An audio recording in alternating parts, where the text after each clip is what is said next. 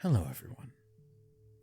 It's been another 2 years since the last one of these Q&A experiences. I think things have changed pretty drastically since the last one of these. I don't think we need much preamble. I reached out to basically everywhere that I could, but especially the Discord community, but also on Blue Sky and Patreon and even on Tumblr, asking all of you for the questions that you wanted to see answered. We've got a pretty wide range of things, from interrogations on the archetypes and the abyss to general good practice points and some fluffier things as well. So, without much more ado, let's start. I won't credit the question askers because I didn't ask for their permission to do so upon collecting the questions, but if you hear one of your questions, then for sure, leave a comment, reach out to me, say whether or not you liked my answer. If you don't hear your question in here, there's a decent chance that I did just ignore it, either because it wasn't super appropriate, I didn't have an interesting answer, or because I might answer it in a shorter form on a different platform. That doesn't need to take up part of this Q&A. So, question 1. Which archetype of yours do you most wish to see reinvigorated in your future work? Is there one you feel you've lost touch with a little in content and want to adjust, or are you happy with the spread and emphasis you place on them all currently? So, I definitely feel that Alpha has become so much different in my mind than when it first started. Alpha was arguably the first archetype I ever started playing around with before I even fully developed the idea of archetypes. That would have been Alpha Muscle God in 2020. First ever file I ever posted anywhere. I left it unlisted on YouTube, actually, so it doesn't count as my first file there, but it was the first one I ever made. I almost don't resonate with the terminology anymore, and I feel like it actively restricts what I want to be doing with it. And this is because alpha is such a loaded term. It has so many connotations. I certainly didn't come up with it, and therefore I don't have much power on how it gets developed, or more accurately, how a people approach it. I mean, this has also been a thing, even going as far back as like TDA, where I felt like alpha, using that terminology, definitely attracted a type of person, and not necessarily the type of person that I wanted to be attracting, and I made that very explicit and very clear. But even after that, even after I've filtered out all of the garbage, the kind of person who gravitates to alpha, I think, generally is usually better served by dispensing with that terminology. Everyone wants to be an alpha because they think it's what they should want. Everyone assumes that, like, this is the top archetype, this is the best in the abyss, and no, that has nothing to do with it. Alpha is co-equal with all of the rest at the moment. I really want, though, to play around with the idea of splitting this archetype in two, because I think alpha at the moment contains these two competing energies. One is the more authoritative but paternalistic dominant dynamics. It's your kind of conqueror, your king archetype. And the other one is focused on the more toxic, self-centered, brutal elements like TDA. You're tyrant, you're douchebag. At the same time, I feel like inadvertently, or almost intentionally in some places, Jock has subsumed certain elements of alpha as well. The leadership qualities, the confidence, the ambition. Partly because I think those are incredibly true of the jock archetype, which is very community focused, versus the more individualistic alpha. But also because I don't want those characteristics to only be ascribed to someone who would self-identify as an alpha. Those feel like unfair things to lock up in, as I said already, this incredibly loaded social construct. So he's on the back shelf at the moment. I don't usually go out of my way when I'm making files off of my own idea list to create alpha files. I still absolutely take commissions for it, and I regularly do, and often other people's ideas for this archetype do help me kind of break out and focus on one area for development and use the energy of alpha towards a particular goal.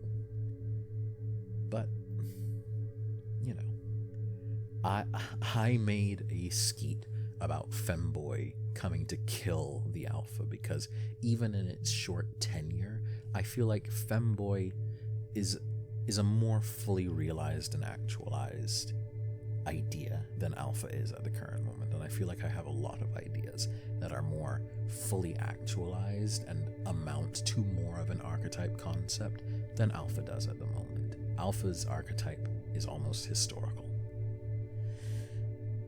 Following on with archetype stuff, we have the next question, which is, why are there so few pup files, and do you have any ideas for more pup stuff? This is a fairly common one. It is understandable. I have plenty of ideas for pup stuff. Arguably, I'm a damn fool for not pursuing it more because pup stuff tends to perform fairly well. But at the same time, I do notice that pups aren't the ones commissioning me for pieces or even subscribing to the Patreon, and partially that's because, pup is a much wider audience. You all have a wider array of creators to scratch you behind your ears, so to speak. But that being said, I do want to make more files in this niche. That's why one of the improv works that I put out during this last Himble Summer experiment was Pup at the Party. And I think that one performed pretty well. I might even release it to the public. But I do just need some time. I pursue ideas that interest me first, things I know I will resonate with and maybe even use regularly. Comparatively, Pup has the lowest affinity for my personal journey, so it does kind of get kicked about a bit. I have no least favorite children. No, that's a lie. I have no favorite children, but I think it would be more than fair based off of my treatment to say that Pup is unfortunately the black sheep, the Harry Potter in the little cupboard under the stairs of the family, and that's a bit mean. And so I would really love it if more people would come and make me do pup stuff. Hint, hint. Commissions are open. Next question. Do you think music... this question is reformatted because the original was much too long. Do you think music can be turned towards hypnotic capacities and development of the archetypes? Do you ever think about incorporating musical identities into your work? I definitely think music does a really good job of conveying a tone or an energy of a concept, but I don't think it's necessarily hypnotic on its own. What it can do is it can set a mental frame. It can put your mind into a state where when you do encounter a hypnotic tool, you can more easily conceptualize the kind of energy it wants to bring out of you, because you've already been resonating with it. That's why when it comes to the loops, for example, the loops are designed for gym usage. So when I was selecting the music for the loops, and even new music as I'm barreling into new loop creations, I was fairly focused on the function of music in maintaining rhythm, maintaining beat. It has to be something that you can actually lift to. Another example would be the mind palaces. I spent actually probably more time in the production of the mind palaces looking for appropriate backing music than I did actually writing the scripts for those experiences. And I did actually have a project like this for my first summer project, Jockable Summer. I made a bunch of little playlists from my major music playlists with songs that I felt evoked some of the energies of the archetypes, and I hosted them on my YouTube channel. And I've actually, when I got this question, I went and updated some of them with some of the new music I've added over the last 2 years. Next question. Have you ever used hypnosis with a subject in the gym as a part of your or their workout?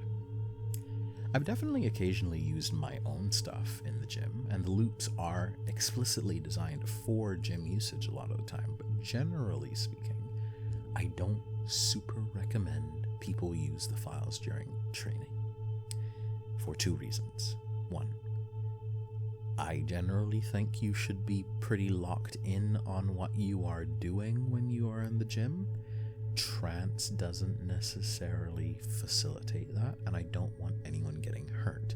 There's a reason you don't trance while operating heavy machinery. The gym is full of heavy machinery. Secondly, and more importantly, is that it just kind of results in my experience, and in my opinion, a bit of a substandard experience. If you tailor your usage to things like loops, or maybe to files that you know incredibly well, as I sometimes do because I make the things, then it can be a really fun modifying experience. Time dilates, things flow through the particular tone of the experience, and obviously bull-coated stuff gets really well used if you can bend it to that purpose. But I don't really ever prescribe it. I think, and I've maintained this position since I started as a hypno creator, that trance is an experience that is incredibly powerful, it's incredibly potent, and it should be respected, and it should be given its own time. You should dedicate time to trance in the same way that you dedicate time to training, because trance is a form of training. You don't try to do a bunch of other stuff while you're working out in the gym. No, because that's dedicated training time. In the construction of your transformative ideal, you should be blocking your time and using it appropriately. Let's see. Next question. How can I find a bro IRL? I can't find one, but I also want to have one.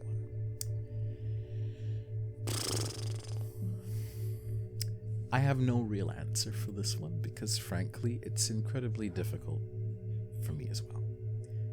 I moved to a new country, entirely uprooted my social support network, and it has taken me 3 years to even start building something. I don't have a whole lot of friends here. Most of my friends I have to get online from before when I was home. And it can be really difficult making friends, making bros as an adult, because everyone is really caught up. And if you move to a new country, you're trying to make new friends as a grown-up, it can be a really constant struggle, feeling as if people don't care. It's like constantly butting into a bit of a wall where everyone's really focused on themselves, or they've got their friend groups established. No one's really looking to take in a stray. What I would say is just take an interest in other people. That's a core skill about relating, forging bonds, building community generally, but especially, I feel, for bros stuff. Take an interest in the interests that have people you want to associate with. Be curious, be genuine, be earnest in your pursuit. You don't necessarily have to like the same things that they're interested in, but you have to engage. This might not work most of the time. It might genuinely be a bit draining and disheartening to constantly be putting that vulnerable part of yourself on the line and to hope against hope for reciprocity. But ultimately, it will eventually come. And once it comes, even a single time, I believe that gives you energy to pursue it for the next time and the next time and the next time. Your bros don't necessarily have to be the fratty stereotype to start with, because I believe all worthy friends, especially worthy masculine friends, contain something of the bro inside of them. You know, the fraternity, the loyalty, the ease of character, and the safety that you feel in their presence. That's really important for me, I think, in constructing your bro social circle. Next question. Do you play D&D, and if so, what's your favorite class and race to play? I do. I've been playing and running Dungeons & Dragons 5th edition and also other TTRPGs, but unfortunately mostly D&D for, I think, about 10 years now. I don't necessarily have favorites of many things, generally. I don't really like favorite questions, but I really obviously enjoy the character potential inherent in certain classes.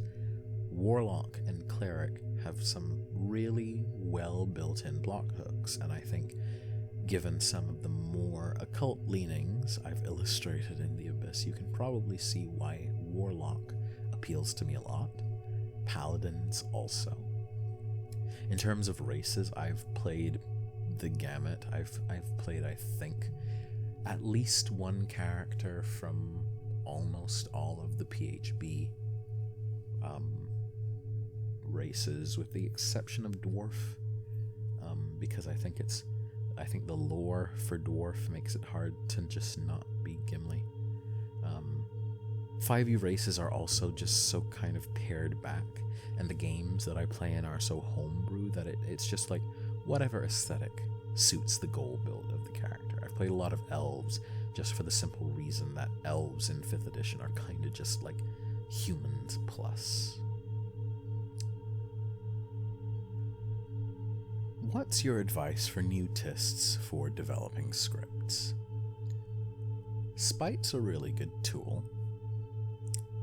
That's being a bit facetious, but when I first started, I started writing hypno stuff because I noticed that there was a massive gap in the market, or rather a gap in the content for a lot of jock muscle stuff that I felt I could articulate better, with more nuanced and in a more novel way, because I so deeply resonated with the topic, with the desire. Understanding desire, I think, is, especially for a script writer, so someone who intends on producing content towards a particular goal, is paramount. If you're doing mostly live trance, if you're doing mostly stuff with people, you don't necessarily have to clock in to their desire, to articulating wants and needs and passions and that pursuant energy, because the dynamic there is already based on desire. You can't have gotten into the situation with a live subject scenario if they didn't already want to be there, didn't want to give up control, and didn't want to give up control to you specifically. When you're making files, when you're writing scripts, you as the hypnotist, I think, and I think this is for the best, are abstracted away. You are not the centering focus. Instead, the effect, the experience is the centering focus, and above all else, the goal is the centering focus. This means that you have to be really good at articulating and understanding the desire behind the goal, the driving force that would make someone even click on your script, your file, your piece of produced media, your work of art. What desire does that art speak to? How are you going to go about developing it? How do you write about desire? How do you conceptualize it? How do you abstract it in such a way that a person can interact with it and realize something about it without just being blunt and stupid and over the head with the metaphor? You know? That's a lot of, I think, very circumscript advice. It's very Lacanian, perhaps. And if you know what Lacanian means, I'm very sorry for you. Next question, following the same vein. What is your favorite thing about being a file maker? Personally, my favorite thing about being a file maker is being able to create something that can be utilized as a consistent tool. I am not super interested in controlling anyone. I don't particularly care if someone wants to be a slave to me. I'm not super interested. What I am interested in is helping people get results. And I think files, this is obviously debated. I've chosen this medium for a reason, and it's because I believe in it wholeheartedly. I think files, once used appropriately, consistently, and with good backing and good quality, are the most effective form of programming trance. They can be utilized, they can be trained, you can be trained to produce the effect, to pursue a goal. The consistency of a produced piece of art, the repeatability of suggestion as it gets drilled into your psyche, the potential for play and creative expansion of a concept, because you don't have to sit there and think about the psychodynamics of the subject in a live experience. You don't have to think about like the specific visual cues of what a subject might respond to if you're working in like a sort of like a spiral with subliminals space. Because when you're working with a file, when you're working in an audio medium, you have the luxury of being able to expand without worrying too much about closing off your subject's capacity for filling in the gaps. Because if they're just hearing your voice, and as I said before, you as the hypnotist are abstracted away, they can project their own desire and use that desire to push the suggestion further, to expand it and grow it and let it unlock new parts of themselves that they never even imagined. I also think being a file maker is a very specific art that you should not get into if you don't have a strong attachment to that medium. Everyone assumes that file creation is easy. Yeah, you just sit down and you write a little silly script and you go and you can post it and boom, done, you're finished. No. That's why sites like Hypnosis for Guys or Warp My Mind or YouTube are full of schlock garbage of guys who thought, yeah, I love trancing with my live subjects, let me just make a file. No, you've not translated to the medium appropriately. The medium informs the message, as always. Anyway, that was a bit of a long answer. Next question. How does your personal gym progress parallel the files you create? I definitely think my gym progress started taking off more as I was more serious and had less qualms about listening to my own work. When I first started, I was really insecure about my own voice, listening back to it. I felt so kind of apprehensive about a lot of the different themes that I was playing with. I was like, yeah, it's great for the people, it's not for me. That was me being a pussy. I used things pretty sparingly at first, a TDA here, an Ultimate Hypnotic steroids there, maybe Monster Unleashed, and I had great, really powerful effects from it, and I really pursued it. And then when I moved to New Zealand, I was able to actually train, have more control over my diet, learn about things. And as I progressed in the gym and got stronger and understood more about the basic mechanics of and the complexities and the nuances of growth and consistency and desire and the kinds of things that are necessary to actually produce the types of bodies that we fantasize about, I think the quality and uniqueness of my files also increased in terms of the gym-centered content. That's part of the reason I think I'm contextually pretty popular in this niche, and it's because I kind of know what the fuck I'm talking about. I have a personal training certification.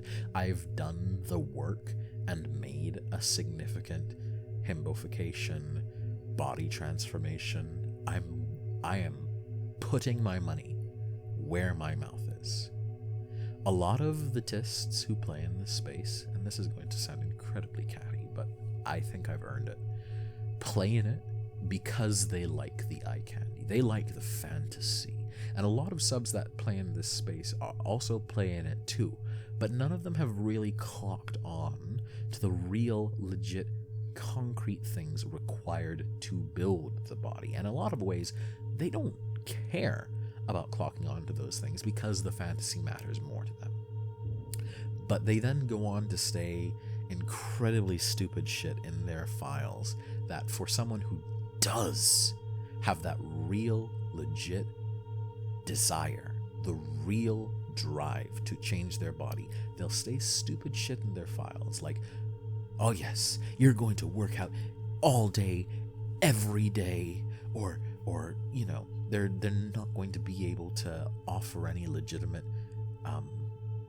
suggestive things besides, oh yeah, you've got to work out harder, so hard, muscle boy. But they then want to be someone's coach. They hyperfixate on this fantasy of, oh yeah, big dumb muscle slut, all for me, all mine, conceiving of like anyone who might even be successful in making progress with their files as like their own personal muscle smut repository. But if you like think about it for just a second, what does anyone with even a modicum of experience in the gym have to gain from them? Why would you do that? If that stuff makes you super hot on its own and you don't actually need the guiding energy of trance, you're not interested in the deeper nuances of muscle building, fine, by all means. But I know personally, I've put a lot of hard work into building even my meager physique. Why would I ever want to sign off further control to a guy who has done no such work, has no such experience, and doesn't get it apart from just objectifying me? And don't get me wrong, I like objectification, but you've kind of got to be worthy of it in return. There has to be reciprocity and value gained on either side. Otherwise, I'm just tanking all of the investment and you get to mooch all of the secondary benefits. That's gone off on a bit of a tangent. I apologize.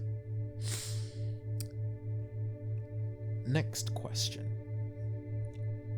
Are there any additional archetypes you're interested in developing? For sure. I've lately really been wanting to explore some more feminine leaning archetypes. Not necessarily sissy stuff, because that stuff is just incredibly passé. There's 8 million boring, tried sissy cross-dressing, like transgender, change your gender files, or even more female-focused stuff. But no, I'm more interested in presentations of masculinity that still conceive of themselves as a kind of masculinity, or maybe as like a gender fluidity that contain a bit more of the feminine inside of them. Femboy was a really good encapsulation of that. And I've already kind of been here like talking about potential other archetypes. So femboy is one. I recently put out a gym bunny loop, I think, that plays around in a similar space, kind of like a hybrid fusion between himbo and femboy and all kinds of other stuff in a weird upside down topsy-turvy way. I've already discussed, apart from the feminine archetypes, the concept of splitting alpha into 2 things. And then there's like almost meta archetypes in a way, like drone, which isn't so much its own archetype as much as it describes a specific way of approaching programming. Or the black label elements, the versions and expressions of the main archetypes. I've not touched on this idea that I've had for probably about a year now of like a black label himbo. What does that look like? This hyper narcissistic, manipulative, Machiavellian, twisted, evil demon gay. Love it. But also, I think it would be really fun to do softer, positive, therapeutic expressions of all of these archetypes. And what I'm trying to get at here is like, I've got far too many ideas for my own good and my own battery. So we need to see what actually gets through the pipe. And in order to make sure that I have the freedom and the ability and the time and the security to get all of these ideas into the ether, I'm going to very heavily suggest, obviously not for the patrons listening to this, but for when it gets to YouTube, maybe subscribe. It's $5 a month. You want to see these ideas developed? You want to see more expressions of the abyss? You want more content? I still gotta live. So maybe consider it. Next question. When making a script for each of your archetypes, is there a specific athlete, character, or person you have in mind as the ideal example of the archetype? More often than not, when I'm making an archetype file, I'm a lot more likely to actually keep someone I know personally in mind, a subject or a friend who I've further developed this concept with and can think, so-and-so would really enjoy this, or, I've noticed this thing from so-and-so, maybe I can develop it, twist it, iterate on it, build it bigger, more. That's worked out really well for me. Famously, if I can call anything that I do famous, the kind of core, ideal paragon of the muscleable archetype is server regular ABG Sato, who basically helped me develop the entire muscleable archetype, and who has gone on to use all of the concepts to do, frankly, some of the most amazing things I've seen in the Abyss, to go and compete in an actual bodybuilding competition, to fucking put in the work. That said, apart from the people I know, there is very rarely a single specific idol I have in mind for an archetype, but rather instead a kind of complex or constellation of guys who I'll pull from and then kind of distill and combine and conglomerate, hence why they are like archetypal. An archetype doesn't describe a single thing, it describes a pursuant pattern of psyches, basically. Himbo's maybe the easiest example to pull on for guys, because it's guys like Reno Gold or Christina Hero or Marlon Noah. For Jock, it's often maybe like Patrick Bateman, a lot of those grindy Sigma male types, obviously kind of like removing the cringe elements. For bull stuff, it's like Arnold Schwarzenegger, Tom Platz, but not really the person, not really the single athlete. Next question. Which of your non-commissioned files took the most research/preparation, and why? The state files typically took me forever, because in addition to trying to kind of crystallize these archetype concepts into 10 distinct commandments that are actionable, I was also trying to highlight my unique and special way of doing them, ways of thinking about and being bro or bull or jock or himbo that other people I hadn't really seen grasp onto. Alpha was especially difficult because it was originally a collaboration, kind of, sort of. I made that file in conjunction with Reese because I thought that I could make use of the elite Alpha crew bunch on Tumblr, and I then went on to be like fairly decent friends with Reese, and simultaneously also went on to watch the entire elite Alpha crew shit turn into basically Nazi role-playing garbage. But Reese helped me come up with the commands for Alpha State. But even then, trying to get him to think creatively about this thing that he self-described as, and to develop them into firm concepts that I could then build into a file, was a bit like pulling teeth. And it kind of shows that, like, articulation and explanation of fundamental elements of something is a skill. That's why teaching in academia is a skill.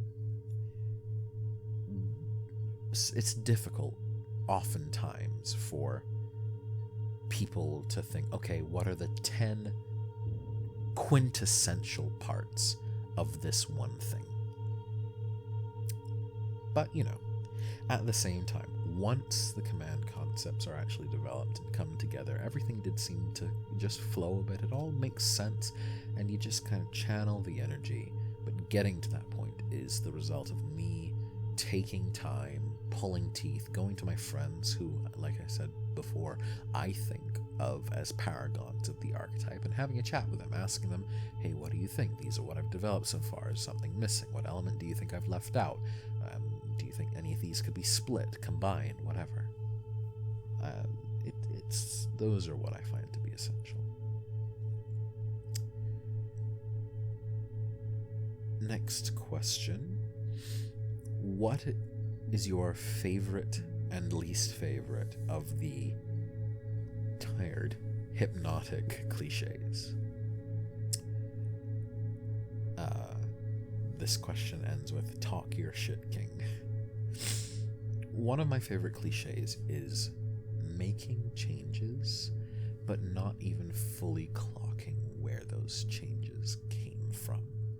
Really slow, but not too slow, gradual programming that you honestly kind of gaslight yourself and have plausible deniability about whether something arose organically or came from some session or file far in the past that you can't even remember. Cumulative changes layering on top of each other so that you're not even the person who initiated the bricklaying anymore. Just bit by bit, all of those old hang-ups and insecurities and boundaries just dissipating, dissolving away, boiling like a frog in a pot. One of my least favorites, maybe my least favorite, this isn't even really cliche, but more like a really common phenomenon, and you can tell that I have opinions about the hypno community. If you haven't clocked that by now, you're not paying attention. But it is the ain't shit dom-tist. I cannot stand a hypnotist for whom their primary interaction with hypnosis is this fantasy of taking someone and making them endlessly submissive towards them and nothing else. This is like super prevalent in jock hypno spaces, like I said before, just like really useless assholes who get off to the idea of like making someone who has actually put in a lot of work just weak for them. And why? Why are you so insecure that you need to like do that while simultaneously not wanting to put in any work yourself? I think it's just lame. It's like, ooh, you're so weak, you're submissive to me, you listen to everything I say, you love me, I'm so awesome, I'm so smart and hot and original, and me, boring, selfish, uninspired, pathetic. If there's one thing I think I keep a fairly consistent thread in my work, it is rarely ever centering myself. And if I do center myself, or an abstraction of myself like the abyss, I still endeavor to give equal weight to the goals and desires of the subject. More weight, honestly. I have very little patience for guys who just want a bunch of fawning slaves to massage their weak, pathetic egos. I don't want that.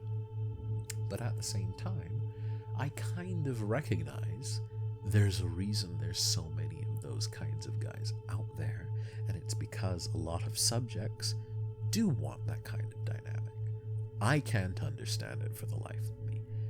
The amount of subjects that I have on a fairly regular basis coming to me from like Hypnosis for Guys again, or Warp My Mind, being like, hello sir, no limits, I'll do whatever you want, please use me, trance me, do whatever you want with me. It's like, what are we doing here?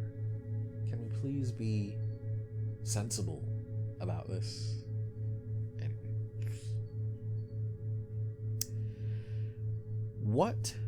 Next question. What would be the dream that you have for your archetypes and the abyss as a whole to reach? I think my number one dream has always been for the abyss and for these archetypes to play a role in helping people create or do great things. I think the abyss is kind of an opus. It might not be the greatest thing that I ever do in my life. I have a lot of things that I want to do. I'm fairly young still. I don't know. I want to see the abyss, the concepts that I work with, the archetypes that I develop, be the spark for other people's magnum opuses. I want to see bulls who use my work to train themselves to the point where they can get on stage and rep the abyss and say in their post-interview, like, yeah, I used this hypnotist. I want to be the guy behind the myth. I want himbo trophy boys who become Instagram influencers or porn stars, utilizing a lot of the stuff that I train them in my files.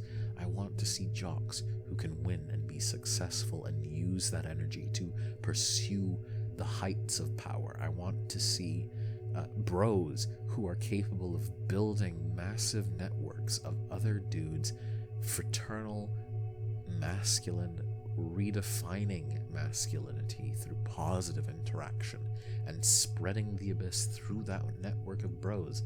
I want to see alphas even, or whatever happens after an alpha, pursue the deepest, most dark, toxic elements of their personality and use those dark traits to build their power, their wealth, their cunning, build the kinds of interactions that they have with the world around them. And I even want to see pups who use my work to form a self-concept that makes them the perfect loyal companion for whoever or whose ever they find to fill that role.